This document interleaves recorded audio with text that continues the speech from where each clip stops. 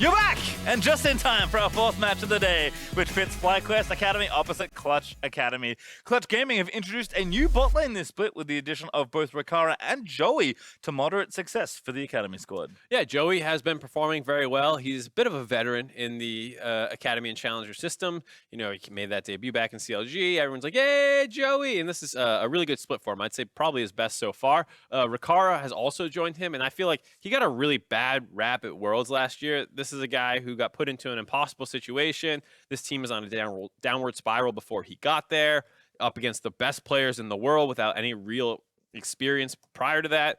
And he's always been one of the best players in Challenger and Academy for the marksman position, and here he is just thrust in there. So I felt like it was a bit of an unfortunate circumstance for FLYQR, and I'm glad to see him getting another shot here. Yeah, and Clutch, you know, struggling in the early parts of the season, but maybe be okay here as they are playing against a struggling FlyQuest Academy who have just not felt like the same team since JJ and Invert kind of moved up to the main squad. Right. I mean, they usually didn't have a ton of star power. Like, yeah, they had Keen and some of these other guys over the course of their seasons, but it always felt like the synergy and the thought process and approach to the game is what made them stand out and unique in Academy. And like you're saying, without JJ in game and Invert out of game, maybe some of that has disappeared from the team, and so they don't quite seem to have it. As well as the fact that they brought in Wadid, who is someone who they might have even wanted for the main roster, but he hasn't looked great so far in Academy even. So there is still this concern of whether or not this is an improvement in the support position. All right, well, now let's take a look at the team. Starting on the blue side, it is FlyQuest Academy. In the top lane, Engo. In the jungle, Maxi. Mid laner, Strumpus. Bot, Eri. Support, Wadid. And their coach, Mango. And over on the red side, it's Clutch Gaming Academy. In the top, it's Rodov, Major Danger. In the jungle, Sun mid lane. FLYQR, very small for some reason in the bot lane, with Joey supporting him and Coach Artemis. He's behind the front line. It actually, you know, it makes sense. But perspective-wise, he's in front of Joey. Like, his shoulder was cutting Joey off, but he was... I mean, I know FLYQR is not like a tall or a giant or anything, but I think he's a little bigger than that. I don't know. He had to make sure to step back to fully sell the #1 pose. You know what? Maybe if he can make it work today, then we'll start giving him some of those props. Because as you said, certainly a very competent player, has played well at this level for quite a while. Yeah, back when he was on GCU, he was one of the the primary threats there. It was like him and Phoenix were the two guys who were carrying most of their games, and so it felt like he had a future in the LCS. But with a lot of young players, you want to put them in a position to succeed, like Viper, where there's this team that's already good around him, and he's supposed to slot in. When FLYQR was put in 100 Thieves, that team was in a tailspin, and he's not going to be the guy to rectify that. So it was a bit of an unfair situation, and I hope him and some of the other guys in Academy get positions like Viper, where it is this team that is looking for someone to fill that top lane position and fill it well, but they're not also having these gaping holes in other positions. Well, we'll see how the draft shakes out. At least FlyQuest Academy still trying to pick up their first win of the split. Yuumi, Aurelia, and Sejuani going to be their bans, and on the other side for Clutch, it is Olaf, Sona, and Rise. Yeah, getting rid of both parts of the Aurelia-Sejuani combo. As we saw in the previous game, Aurelia can still be terrifying without the Sejuani. Not as terrifying, and they did end up losing that game, but it was largely due to other reasons. Aurelia still looked great. Yeah, certainly did, as Silas into instant Aatrox and Jarvan there for Clutch. All right, well, there you go. Aatrox is kind of the other priority pick. Don't really need to think too much about it. The Jarvan, a little surprising to see them instantly smash that one in there, but he is still one of the better junglers, still highly prioritized, especially with Sejuani banned and Olaf banned. It does feel like he kind of falls in that third slot. Yeah, and there's Zyra Khan, so we'll see what Clutch do want to take here for themselves. I believe that's already Sivir locked in. It is, so there's Rumble ban. Yeah, very well prepared teams here. As FlyQuest Academy finally slowing the draft down just a touch here, considering ban #4 for themselves. It's like finally on the back foot, like, whoa, what happened? Why are we banning again already? We just locked in Rakan. What is happening? I'm surprised to see the Rumble ban come out. I mean, we saw the Rumble into Aatrox in the previous game. Felt a little unfair against the Rumble. Maybe he is a bigger counter than we saw in that game. But, you do see that ban there, and it, I would thought they would have maybe played it if they put the Aatrox in the mid lane and they could put Rumble with the Jarvan. But true. Either way, Rumble's off, Lee Sin is off, Lux is off. Lux certainly not getting past phase 2 a lot of the time, which I think is probably correct. I think especially with Sivir, now that you've already seen the Sivir taken away, and you have Zyra Khan, start banning some more of those supports. If you want to throw Nautilus in there, anything like that, like, go ahead. I think support's a good position to ban right now for FlyQuest Academy. And they will take Tahm Kench. Another support taken away. So what is Clutch looking for here? I mean, logic generally dictates that you'd want to complete your bot lane. You already know what they're playing. Give yourself a little bit of flexibility in your solo lanes. Yeah, and there's not that many Enchantress supports up that would win you this matchup. I think that's what you would typically want, like a Yuumi or Sona, though you have to risk getting an engagement. Maybe Morgana can do it for you. Not quite a full-blown Enchanter, but does bring a lot of the same utility. A little surprised to not maybe see a bit more Karma, but we did already see her get banned once today. I know a lot of the teams have been playing her quite a bit, so certainly something that we may still see as the weekend moves on. FlyQuest Academy have to finish off the draft here. What direction do they want to go? Maxi loves his Nocturne, is going to take it here. Yep, and it works very well with their team comp so far. A bit of a dive all in. You have the Rakan Nocturne to follow things up. Still have what is probably their top laner to take into the Aatrox. And Kali, haven't seen very much. No, I mean, she's got banned here and there. I think a lot of teams are starting to leave open more of the stronger flex picks that are a bit better than Akali. So when Sylas and Aatrox are open every game, you'll take those over her most of the time. True. But looks like actually Poppy, so maybe just flashing the Akali for a bit of fun, but Poppy instead, not bad. One of the, maybe the best tank actually currently in the metagame. I would definitely say it's the best tank. And Engo, is it Engo or Enyo? I don't know. Pick your favorite. I'll go with It used to be No. It did. And then he's put an E in front of his name, and now it makes the whole phonetics confuse me. It is Engo, apparently. Engo. Thank you, production. It used to be No, put one letter in there, now it's Engo. Yep. You know what? Whatever, he used to play a lot of Poppy, he's a good tank player, so there you go. And there's Cannon last pick, not Jana, sadly. So I guess it will be the Aatrox getting flexed in the mid lane to go against the Sylas. That's why they were holding that last pick. That's why the Rumble ban surprised me a little bit, but you probably would not. You could take it against Poppy, who knows? Well, we'll see what happens here. Relatively straightforward comp here for Clutch. And actually, I guess I can say kind of the same thing there for FlyQuest. Good pieces pretty much across the board. Everyone got a powerful flex solo laner that they've now put in the lanes that they like. Everyone's pretty happy with the bot lane matchup. Maybe FlyQuest are a little bit more excited about what they've done with their 2v2, but again, I think it's relatively close. Yeah, it's a really interesting draft where both team comps are really focused on getting onto backline. But on the side of FlyQuest, you have a lot more easy tools to do it. The Nocturne, as well as the Rakan, have a lot easier go buttons, but they're more single target focused, whereas something like a Kennen can blow up a whole backline. And they both have tools to kind of assist in that. You have the Sivir speed up to get, the Aatrox and the Jarvan in there with the Kennen to get this big kind of wombo combo. Whereas, like I said, FlyQuest really is more focused on isolating one target out. So it's also one of those things where, since both are pretty clearly just straight team fighting team comps for the most part, yes, you can split Sylas and Aatrox. It feels like one of those games where whoever plays the early game better will probably win this game. I also like that we've seen many games, at least today, of Ignite versus TP in mid lane. Sun on the aggressive side today. In the Ignite's favor for the most part. Makes sense. Also Conqueror Sylas again, maybe Aftershock is wearing off a little. Some nerfs to Aftershock recently. Maybe enough to push it out of favor from Conqueror. Less burst damage, but you do get a little bit more sustain from the healing of Conqueror. Right now, just some dancing here in mid lane, but classic. Yep, certainly a matchup we don't see too often. Rodov, though, is going to help out Major Danger. Somewhat uncharacteristic of Kennen to not want to be straight at the wave, but wants to make sure Jarvan gets off to a good start here. And not going to waste too much time. Maxi, same story.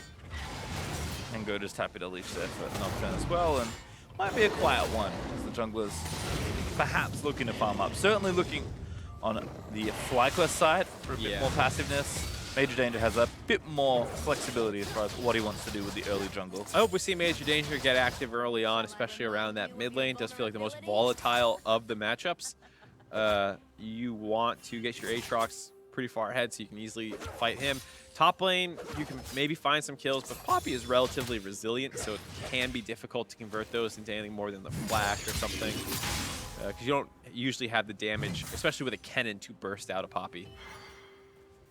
Rodov right now, just holding the wave, using that Doran's Blade to get some harass down early. With Zed, though, with the early push and quite the dance moves that you may have seen when we popped down there earlier. He's going to get some vision and not spot Major Danger, who has sneakily moved that into the brush and actually sees the ward, has a sweeper, able to take that out as well and start on the Grump. Wadid, of course, now we'll get the information, but will not stay there.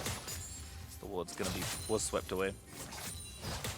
Yep, nice though to at least track the vision. You saw the jungler, you did what the ward was supposed to do. Bot side knows that they can push up, but they need to be aware of it. Top lane knows that they can pressure. Enyo. I want to say Enyo, I don't know why. Enyo. Yeah, Engo. Sailing away in the top lane. Yep, able to charge in there because there's no threat of a Jarvan. Maxi also down here in the bottom half of the map. Looks like Scuttle Crab is on the menu. And we can see Major Danger is over on the left-hand side of the map. So it'll just be a trade of crabs here. Crab trade. Battle Crab happens every Sunday on whatever channel Anchor America's on. Also, Major Dane is actually getting in the top lane, so Poppy going to be in some trouble. Got the W. Oh. Yep. Don't blame the Jarvan. Kind of have to go there, but at that point, it's not happening. Yeah, I mean, it doesn't hurt. You know, you get some pressure, you chunk out the Poppy, but hurts your pride. You know, it's just one of those ones where you do it, but you're not really expecting anything to happen. It's going to lose out on the other Scuttle Crab if you went for that gank instead of just farming it. So maybe a bit of a mistake. Well played. Regardless, as Poppy able to take things nice and slow. Also, kind of curious to see not just how the mid lane checks up because it is more volatile as you mentioned, but Strompe is certainly a player that has been around for quite a while and is a new acquisition here for FlyQuest. So that journeyman title, I feel like, is the right one to apply to him. Been all over the place, hasn't been able to land on a position. There's a lot of veterans, you know, in air quotes, for the academy. Seeing people you see a lot, but like Ablaze Olive has been on only a couple teams, and recently only TSM. Golden Glue is C9's mid laner, you know, and for Strompus, he's been around the block on a couple teams. Clearly, someone with talent, but a lot of people always, you know, kind of keep looking. See if he can kind of level up as the season continues on. Right now, everyone's just farming it out. TP nice and aggressive here. But I guess that was the only way to get back to lane. Wrap around gank from the mid laner. Exactly what I expected here. And Maxi's actually coming through the lane. This is a very unique setup. Conqueror going to proc that. Will force the flash. Hey, it worked. Yeah, it actually worked out surprisingly well. Was able to use his W to dodge out. His E to dodge out of the chains, and then had the second E proc to almost land the stun. Nice flash by Sun to stay alive, but yeah, very creative teleport gank with it was Maxi charging down the mid lane. With that, might be able to convert it into an Ocean Drake. Joey is going to come take a look, but whatever look they may have wanted to take is it's off. Eric going to TP into the pit just to make sure. And it will be the Ocean Drake going over to FlyQuest Academy. So far so good as far as the first 6 minutes go. No gold lead, but you know, taking some advantages where you can. Like, ideally, if you can set something else back up, Aatrox's a lot easier to gank now than he used to be. Well, especially given the lane matchups, both bot and top are relatively harass-heavy lanes on the side of Clutch. So getting an early Ocean Drake just 6 minutes in is actually huge for FlyQuest Academy. A lot of people feel like if you get an Ocean Drake this early, you can somewhat invalidate portions of the laning phase by just being able to take trades, push the wave in, and heal back up. And so against Morgana and Sivir, who are going to poke you out, and Kennen, who's going to poke you out, it becomes so much easier for FlyQuest laning phase. It does feel like Ocean is somewhat universally the best Drake under 10 minutes.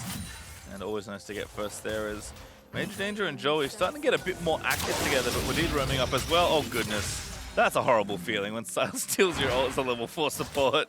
I mean, luckily, it's not quite as crazy as some, you know, engaged supports. Morgana Ultimate, decent on Silas because you can actually stick to people a lot better than Morgana can. You have a lot more gap closing and movement abilities, but still not quite as annoying as being a Nautilus level 4 and having him steal your ultimate. That's the ultimate feels bad when against the Silas. I stolen a Mumu ulti once from a jungler. Wasn't 6 yet? Mumu was level 4. I may have ganked his bot lane. It was great. Yeah, that's a bully move. Well, I'm not sure I get much use of it out here in mid lane, but real quiet as Maxi's actually already at 6. Yeah. Been able to freely speed through the jungle. It's pretty much an ideal early game on the side of FlyQuest. You get to 6, you get the first Ocean Drake to help stabilize your lane, so Maxi doesn't need to babysit them at all, really, and now he can start trying to turn kills, and they already forced the flash on mid. It's going to be their target. Almost like they had it all prepared. Wave's pushing away too, so Sun wants to be further forward because he wants to get minions, but kind of knows that maybe there's a trap being set here. There was a ward there that I believe spotted out Maxi, so he knew he couldn't walk forward. There is a fair amount of vision control in favor of FlyQuest a lot in the bot river, and unfortunately they picked the one angle that was warded out. Good blue donate though. Strumpest able to roam in, one chain, and then collect that as Maxi, I think, is just going to settle on continuing to farm here. It is Warrior as expected here for the Nocturne, and I imagine he'll keep building aggressive items for at least the first 1 or 2.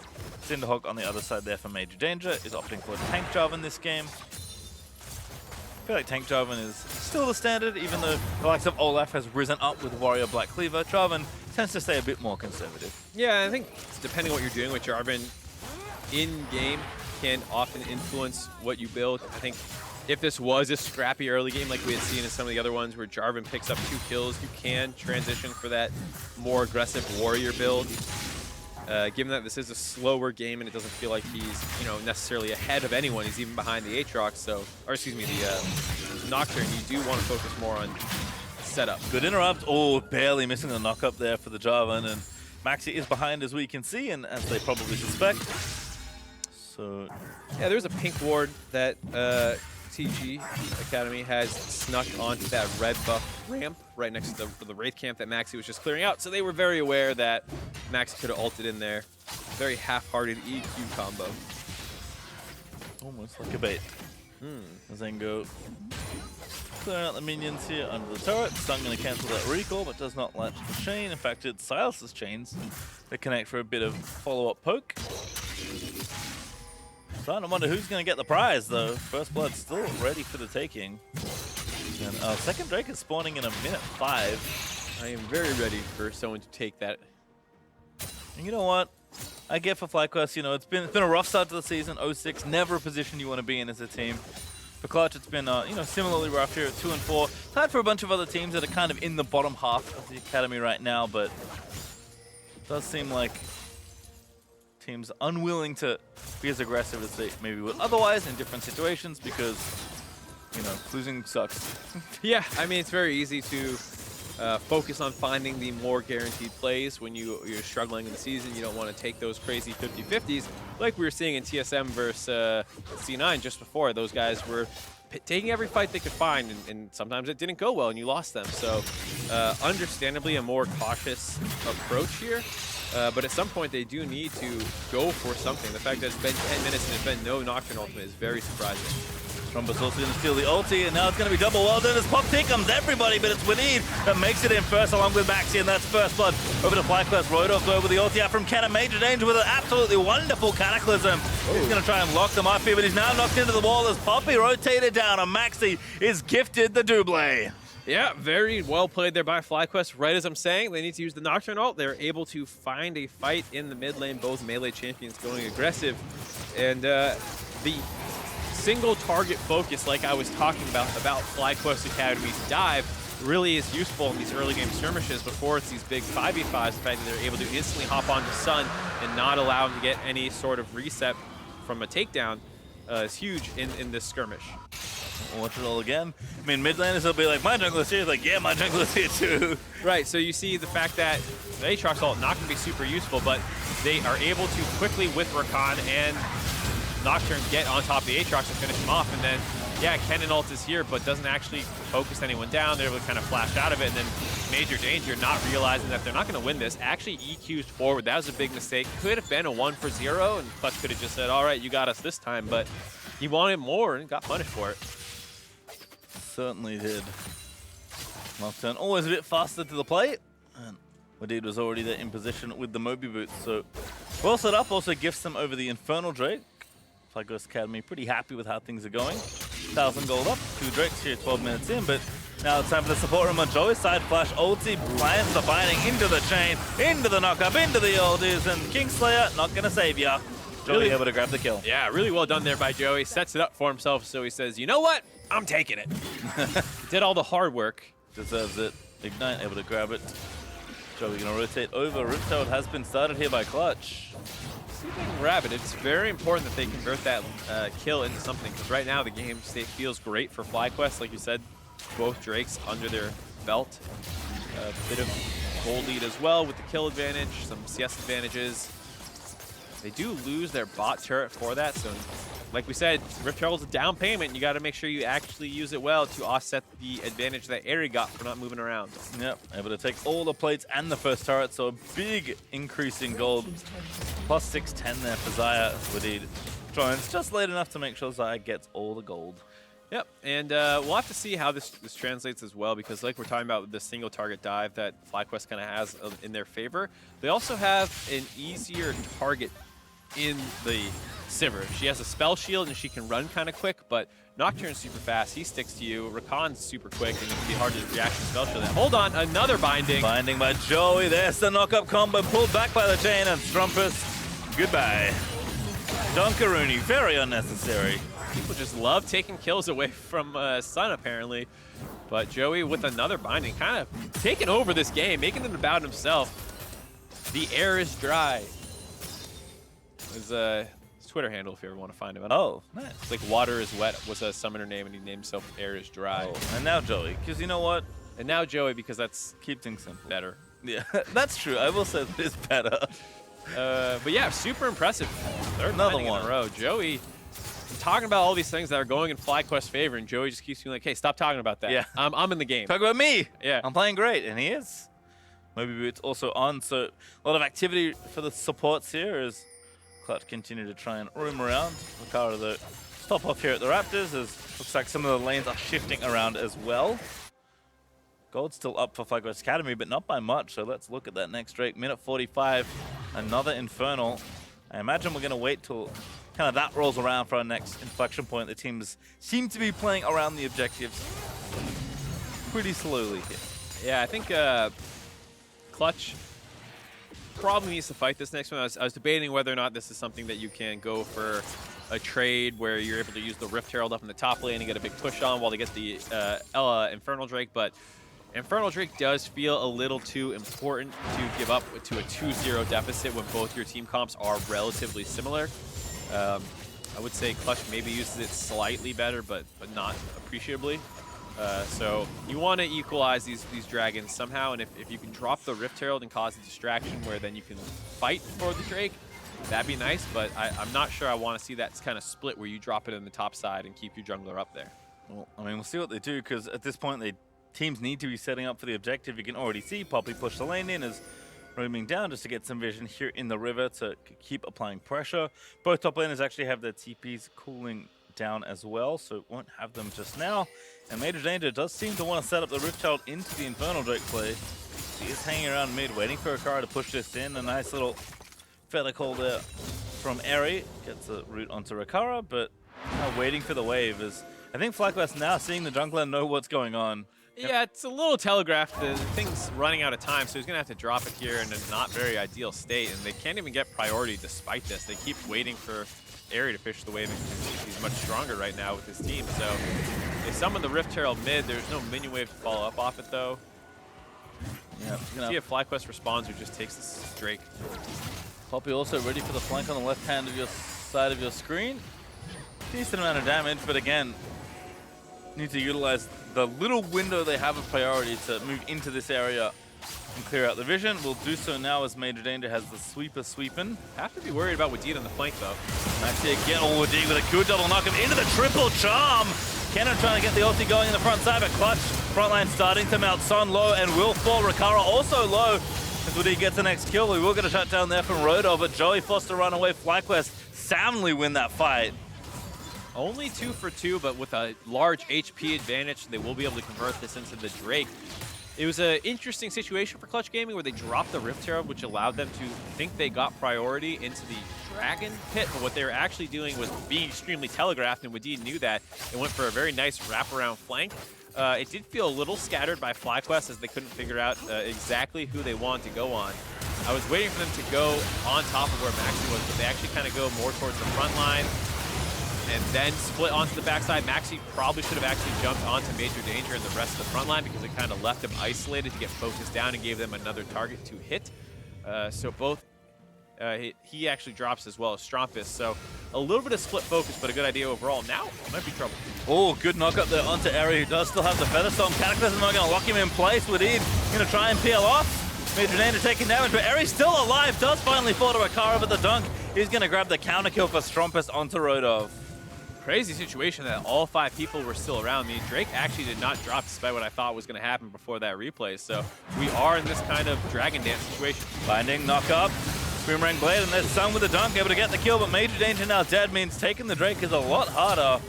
But Rikara, Sun, and Joey still all fighting it out. The next Binding does just connect, but no chase onto the Poppy. Another 1-for-1 trade, just constantly going back and forth between these two teams. 6-6 in kills, 1,000 gold deficit. Clutch Gaming does not want to lose this Infernal Drake. But again, they're just trying to bait them in. Another TP through. Binding not going to hit Maxi with a good spell shield. But Strumpus now locked up. Sun maybe too far forward. Didn't see the TP perhaps from Airy. Now going to get chained up by the Nocturne Fear and slayed by the Zaya. Yeah, I did not know there's an extra member joining them. He drops as well. This does feel like finally FlyQuest will be able to grab this as Maxi has started off the Dragon. Almost like putting his foot down. It's like, no, back to the Drake pit. We're doing this objective. And that will indeed go over to FlyQuest. So 2 Infernals to 0. Never a number you'll be happy with. But it's FlyQuest, they're continuing to slowly build up leads. So we're almost 20 minutes through this game. FlyQuest Academy have the only turret of this game. They have all the Drakes that have spawned so far. Slowly pushing that vision in as I like the attempt here for Clutch. Very aggressive with the teleport. Yeah, Airy just didn't have vision of that EQ combo coming over the wall, so if he was able to get the ult off before that hits, they could maybe have disengaged this quite effectively. But it does still force them to kind of all in on him, which buys enough time for the rest of the team to come back and fight over it. And then they want to go over the wall one more time, this time onto Wadid. The binding lands from Joey, but Major Danger puts himself in a position to get jumped on right after. So these guys getting a little over-eager. You can go for some poke over a wall and just try and win the HP battle. Yes, they have an Ocean Drake, but these attempts where their low-range comps just keeps jumping in, kind of baiting them in to die a couple times here. Yeah, it feels like Sun was did not have the rest of the team behind him. I think in part because there was also a flank coming from, I believe, the Poppy. Yes. So unfortunately for Sun, bad time to go aggressive. Yeah. Does kind of get caught up in the front line. Those long standoff situations, it becomes pretty difficult to keep track of all of the teleports and flashes and ultimates. So understandable to lose track of 1 or 2 of them. But with that mistake, Clutch does fall far enough behind this game that it's starting to look very worrying. Tail there from Rikara defensively. Good Featherstorm there by Airy. Dodges the binding follow-up as well from Joey.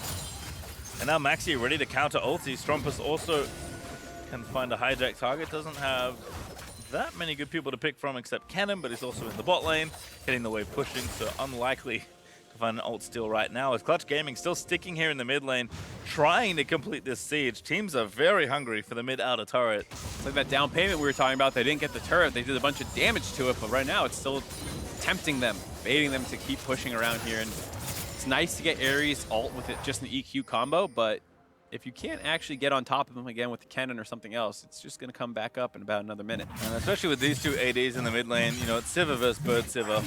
Just not a whole lot you can do as far as wave clear. Oh, they're so different. I mean, they both do splash damage to minions. That's the only similarity I'm drawing here.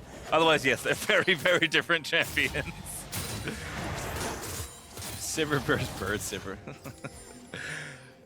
Yeah, both very nice auto attack based wave clear champions for sure. I would definitely prefer to be Zaya in this game, given that I am not a Sivir versus Nocturne, Silas, Rakan, Poppy. Not a Sivir versus Nocturne enthusiast, that's fair. No, it's not very fun. I've played against them many times in ARAM.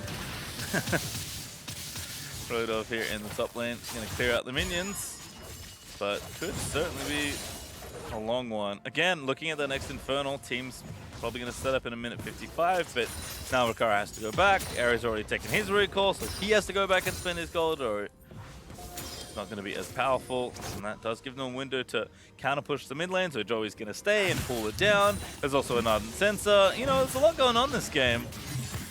Just a lot of wave management, a lot of bouncing back and forth and waiting between the objectives. Like I was saying, mostly 5v5 team comps. Yes, the Aatrox and the Silas can split a little bit, but it's going to be a lot of these standoffs around Drakes and Barons and turrets. So, yes, it's a bit of a calm before the storm. We have another minute 20 before the third Infernal Drake spawns. It feels like a very Infernal heavy day. I feel like I've seen 3 Infernal Drakes in 2 or 3 games. I like it. Oh, I'm not complaining. Don't get me wrong.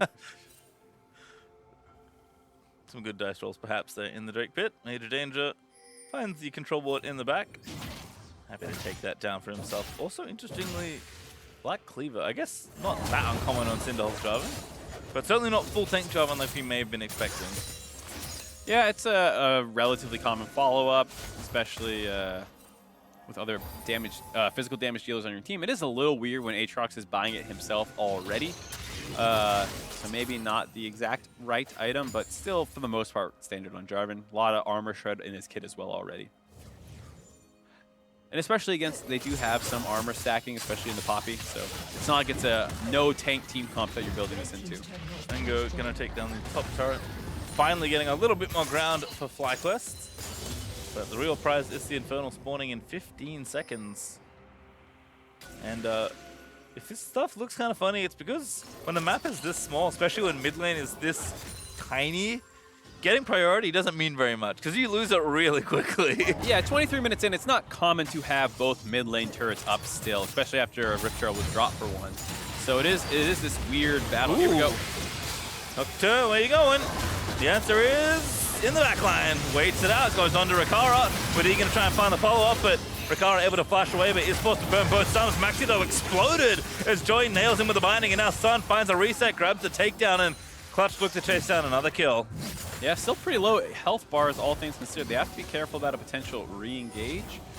Still very healthy on the side of FlyQuest, and they don't have a member. It was just Max who went too deep, trying to set the kills up for his team, but Henman Wadid did not single out a target necessarily. Like you said, it felt like Maxi was waiting to see who to go for and just kind of arbitrarily picked one and then chased into that dangerous banana brush.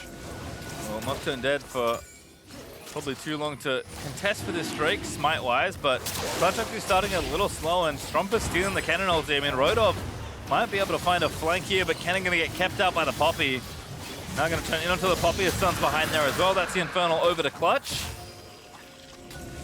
Well done, posturing around that chokehold, making it scary for FlyQuest to actually walk forward to the Drake pit. And so Clutch Gaming this time around were the ones in control of the river prior to that skirmish happening. Feels like that's the most important thing in these situations, knowing where you're safe running to versus not. And so when they decide to go here, it looks like they want Rodov to be their target. He's in a bit of a weird spot, but very early ultimate. Now they don't really have anyone to go on, so they kind of pick Aatrox, kind of pick Rikara, but he's able to just barely ult out of there in time because there was no CC, and it's been so long since they last fought. The flashes are all up, and Rikara is able to just barely get out of there. And Joey's accuracy continuing there. Times the binding perfectly out of the stopwatch. But that's only the Infernal there for Clutch, who's gonna have to keep grinding. They want to open up the game a little bit more. I like the old classic fish for a binding from the brush trick, and now with mid lane actually taken as well. Despite being at a turret disadvantage, Clutch gonna feel like a lot more freedom as far as movement goes. Yeah, it's actually pretty huge. Clutch Gaming being able the first one to break that mid lane turret gives them so much extra time on the map to move around when they do get the push, and they have done a good job stalling out. You know, it was looking a bit disastrous after the first or second Infernal Drake went in favor of Fly, and they had a 2k gold lead, but Clutch did a really good job this time making sure they got the vision down at the Dragon Pit first and fought their way back into the game. Now as we're getting closer to 30 minutes, the same focus on vision control needs to be flipped up to the Baron side of the map. Well, again, mid lane is catching waves where they can. Death Dance actually completed for Sun means that he's a pretty good 1v1 duelist right now, but not sure how long he can afford to duel people. I mean, this is really when Aatrox starts coming online. His ultimate healing amplification is increasing significantly, and now he heals from his Qs even when he's not sweet spotting them perfectly. And this is when you start seeing that plus 400 healing Aatrox Q in its ultimate form. So a very big power spike on the ultimate reworked Aatrox. Is much easier to play him as a frontline threat now. Kind of wondering, looks like FlyQuest setting things up around the Baron Pit. That's where they decided the next piece of action will be, and at almost actually 30 minutes into this game, significantly slower pace than the day we've had already. You can tell that, again, teams not wanting to do anything too hastily make mistakes that might set them either further behind, which again explains the gold lead still remaining very close. It's also very easy to get gun shy. The same way we were talking about how, you know, Echo Fox's comp a couple games ago was all in. It was all dive. You got to go in and dive. I mean, that is still FlyQuest composition, but after you flub an engage or two, it's very easy to start getting a little gun shy and afraid to decide to go in. So after that last engage by Maxi, it feels like they're a little bit on the back foot now, despite the fact that they still have a 3K gold lead. They still have the Infernal Drakes, and they are still pushing up and have better vision control, but I don't see them rotating down to the Kennen lane to try and kill him. I mean, yes, you would lose potential vision control and they could all in the Baron, but you have a TP available for Engo, so just you can try and find these more creative plays that they feel very hesitant to, considering they have triple TP and a global advantage in Nocturne. Well, really just sticking to the mid lane and the left side of the map because they've decided that Baron is the only avenue in which they want to approach the next phase of this game. It's a good one. It's important, but I'm just saying you have some more creativity in your comp available if you ever wanted to, you know. I guess while we checking in, the marksmen are getting a little out of control. In fact, I think Rikara has certainly hit the point where Siva feels maybe a bit better to play than Xayah. Again, if you know you're getting dove on by a million people, it's not going to be fun to be Siva regardless of the situation. But if you're hitting Engo and just letting your W's crit bounce back, it feels not bad. It can feel much worse if you're Xayah just whacking away at a rezzing Aatrox, and a cannon's on top of you. Yeah. Rikara certainly getting the PvE mode down pat. Clearing waves at a rapid fire pace. Major danger in. Cataclysm in onto 3. Good little stasis as well from the stopwatch. Woody trying to disengage a Rodolph. Straight to the back he goes. Maxi has actually popped the ulti. Here comes Engo. Whoa! Back. Now the Civ is exposed, but again going to dive in. Maxi though just too far forward. Rikara's still alive. Joey did fall, but Sun again looking for the first reset off a World and doesn't quite get the Q and actually gets killed as a result. Now Major danger forced to flash out as he got too aggressive at Rikara. There's the crit. Still can find these next few crits. Rodolph in with a good shutdown. Qs and follows a flash of Strompus who does fall. This is chaos in that team fight. Chaos is definitely the word for it. Not quite on the same page on the side of FlyQuest Academy. So you see Clutch go force this. As soon as they're in the pit, you know, this is why Jarvan's so good into Xayah. She can't really get out of there, but they disengage for the most part, and the Kennen's a little too late. And here, now you need to go. Go now, go now. But he doesn't cast it until after the flash. Maxi is way too slow on reacting with that Nocturne ultimate, so he actually gets pulled much further back and gets popped once again because his team is not there. And then Sun ults late as well, so he doesn't get the reset from the takedown on the Morgana, so when he goes in, he's just gonna get popped as well. One of those fights where everyone was just a half-second late with literally everything they did. Kennen was late. Nocturne was late. Aatrox was late. Yeah, it's just like everyone just a little too late there. Well, Carry stayed alive on the Clutch side, so I think they went up a kill there, but we'll reset. Teams will go back. There's an Ocean Drake up for the taking, but I think Baron is starting to become too important to just walk over to the Ocean Drake and casually try and take it. The other thing that's going on is FlyQuest is waiting way too long between these fights to go again. Every time Sivir has her ult, she has her heal, she has her flash, and it gives the ability for them to get out of this oppressive Nocturne and Rakan combo. And so you can't fight once every 5 minutes. This is what I want to see. Yep, dive straight in. Rakan there as well, but good peel off. Major danger though. He's going to die to Airy. Rodolph though with a big flank in the backside. He's going to get a 4-man Tempest. Rikara on a killing spree, grabs one. Rodolph into stasis as Maxi will fall again. Make that 2 there for the Sivir. Maybe lining up 3 here as Sun going to try and get back over, but an aggressive Featherstorm from Airy trying to make something happen. Sun dies again before a takedown can be found on FlyQuest. It was too aggressive, but it does pay off as Engo slays Joey for the 4th. That's what I wanted to see, FlyQuest. You have the superior engage and dive comp, so now that all the flashes are down, go again and force right away. That's exactly what they did. You see how much better it works for them. They're able to actually stick onto their targets, and they don't need to over-chase to get these kills. So, in fact, Clutch Gaming maybe has been lulled into a false sense of security because FlyQuest has not been rapid fire with the fights that they're picking. They might not have been ready for that one. It was definitely not a straight 5v5 at the start. And even though it was kind of right in front of a turret, it still worked out super well for FlyQuest. Yep, and going to take an Ocean Drake as the last prize after 2 turrets and a big team fight wins. FlyQuest Academy now shoot up in gold, 5k ahead as they recall after the Ocean. And here you go, right onto the Sivir. Nice interrupt by Jarvan, but that just lets him be the target. Kennen does find a number of people to go onto, but it's kind of countered right away by Strumpus grabbing it as well. He's level 16 now, so he can just keep ripping ultimates down, and no one's ever really able to get onto Aery. He does a really good job of finding a new target constantly to keep auto-attacking, and Joey's always out of position, not quite able to find the big Morgana ult that you sometimes want. Picked off well. And FlyQuest finally signs of life coming together.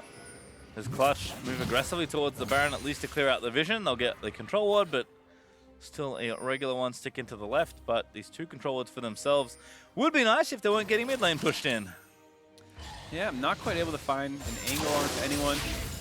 Mango's the one who's actually pushed up. They're just kind of farming onto the sides of the map. Here we go, though. Wadid again going in for it. There's Major Danger already dead to Aery. Big amount of damage as Wadid somehow flips his way out of there. Maxi trying to slay Rikara, but Rikara actually grabs the kill. It's Sun still looking to fill up the well. It's chaos here as the stasis are popping off left, right, and center. Joey low, Sun dead, Aery unstoppable.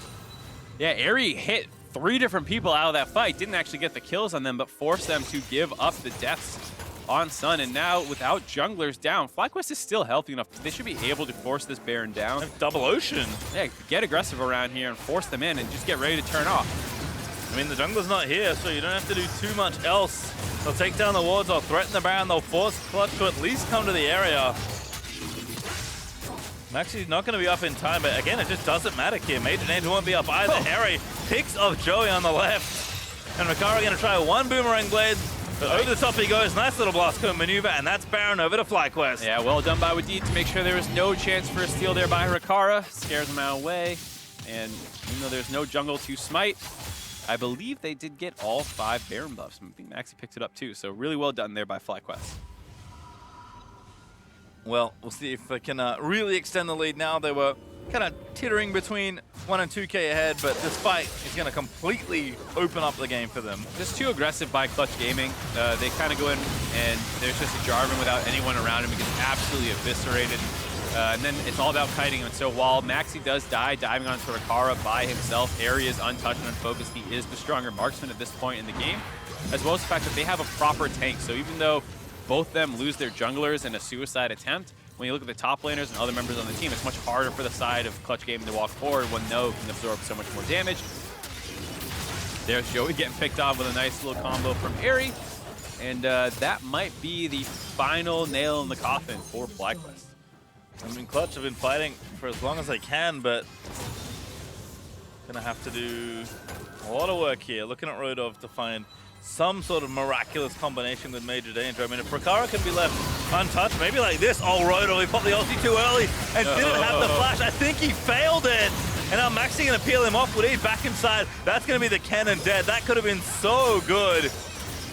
But a fumble there from Clutch gives FlyQuest the kill and this turret as well. Yeah, I mean, Major Danger was going in and Kennen wanted to follow up, but there's no way to flash that wall at the angle I think he was looking for.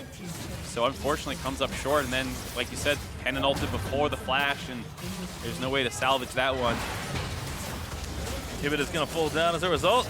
They'll lose 2 here, and FlyQuest continuing a lot of conservative play are going to go back and just storm down top lane. They've got more than enough time with the Baron buff. Yeah, that happened so quickly that it allows them to actually reset and still use the Baron on the 3rd and final inhibitor. So not trying to end the game right now in the 4v5. They did use all their ultimates for the most part in that fight. So get your ults back up and still use the Baron in just a minute. Again, look to see the top wave stack up nicely. Already a big stack built actually as Sun will go to try and reverse that right now, but Strumpus going to get the blue buff. Most of FlyQuest, in fact all of FlyQuest going to trend straight towards that lane. That's going to be Sun kicked out. Wadid's going to get the minions pushed up. And Clutch will have a very difficult defense on their hands. Yeah, I mean, so especially unfortunate given that they did already use the flash cannon ult. That was one of the saving graces. While the enemy team is pushed up and pinned to this top lane with no way to kite north, maybe you could get the cannon ult and flank them, but without the flash, it's so much harder to actually get on top of Aery and finish him off. See what spot they do pick, because they're going to have to go pretty soon here. They go. Already looking for it. Sivir ulti's been popped. Joey trying to find the binding. Right a bit to the backside. A huge amount of damage. As Major Danger dove in as well, but FlyQuest peel off. Aery goes godlike. And that's going to be all she wrote on this one. Rikara getting chased down. That's a res there for the Aatrox, but only to his death as Maxi flashes in onto Joey to try and get it as Eri able to grab the double kill. Engo gonna run down Rakara. And FlyQuest just gonna stroll on into the Nexus. Yeah, not even gonna finish off the third inhibitor. FlyQuest engaged, team comp finally coming completely online and closing out Clutch. Not needed. They'll be winless no longer, I should say. They'll finally pick up a win here versus Clutch. Kind of a grindy game through it all, but FlyQuest, again, Mark, the trend of teams listening to is continuing. For better or worse, they're hearing what you're saying and they are making the moves. Hey, I mean, this is exactly what you want to see for a team comp out of a struggling team. You know, it's a very straightforward press R and dive one target and blow them up. They still struggled at, coordinating on exactly which target they're trying to blow up, and there were some defensive tools available in Clutch Gaming's comp to make it difficult, but it's just such ease of execution that even when you make a mistake, it's not the end of the world with the team comp like this, and they could try again, as well as having some good early game plays as well. Yeah, we'll have a look at some of the moments from the game. Replay now 10 minutes in is the first blood for FlyQuest, and this one was set up nicely. Yeah, this was the first really great attempt in the mid lane when they really comboed the Rakan and Nocturne ultimates together to blow somebody up, and then just Clutch Gaming trying too hard to answer back. The fact that Silas gets the resurrect made them think that maybe they could find that kill, but they actually couldn't. And a nice cleanup there as Major Danger went too aggressive. This is also when they also had an Ocean Drake. So the early game out of FlyQuest was pretty good, all things considered. Yeah, and even though we did maybe not as many dramatic plays as we may have liked, certainly his roams and general positioning looked very good in that game. I think he and Maxi were the tools we needed to see go aggressive, and they were the ones who were able to do so. So we'll take a look now. 32 minutes in, FlyQuest finally arrest control of the game. And this was the first time that they had actually gone aggressive multiple times in a row before flashes came back up, before every single cooldown was back available, and it made it so that it was much harder for the side of Clutch Gaming to kite out of that kind of super engaged comp that they have. And it was also done in a time when it wasn't straight 5v5. Joey was off on the side dealing with vision, and finally going aggressive again a second time in a row allowed them to kind of take their first decisive fight. There were so many fights around the Drakes that were close, and this was the first big win in a fight. And then, of course, to cap it all off, the last team fight of the game where FlyQuest were just able to roll on through. They're just too strong, Clutch. They have to make a desperate play, but FlyQuest play it out nicely. And Engo, again, had a really nice kind of counter-engage there, going into the choke point and popping his W, so the Jarvan EQ combo went nowhere. He secretly had a very good game, had some fights where he ejected key members out, had some good Ws to stop some engages, played the tank very well and was able to provide a better front line than the enemy team had, and two kind of front-to-back team fighting team comps, all things considered. So a very unsung hero this game. And again, a player that we know is very good on these types of champions. So for FlyQuest, I think they picked pretty simply. They picked a lot of comfort. Ari had a great game on the Xayah. I mean, it sucks, again, when you don't get to pick up wins. Being 06 is a position no team wants to be in, but your first win is usually the most important when you're on a slide. Yeah, and it's a good, kind of cornerstone game where it wasn't super clean. So it wasn't like the enemy team threw a dive at a turret and you're like, okay, well, we picked up our first win. This is a game where there's still a lot of things you can look at and improve on, but it helps the morale of, okay, well, we got to win. We had to fight hard for it, and we got it. Well, with that, we got one more game coming up after the break. Golden Guardians Academy will be taking on CLG Academy.